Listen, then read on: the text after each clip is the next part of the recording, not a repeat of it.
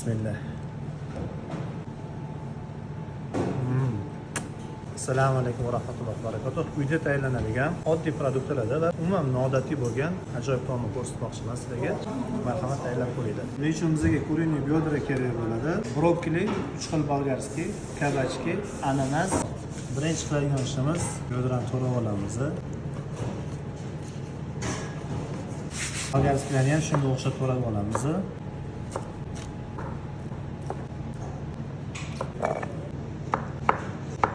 Brokolini qaynagan suvda 4 minut blanchib qo'yganman.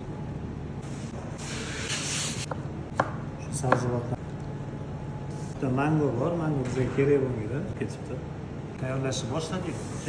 Qo'ylarni qilib issiq urishgan shunda tovuqimiz любой go'sht tashlasanglar shunda yopishmaydi tagiga, bo'lmasa yopishib qolishi mumkin.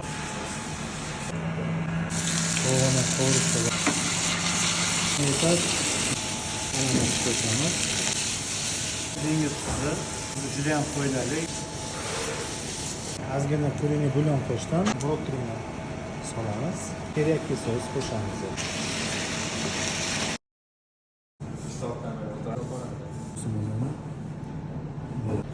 Bismillah.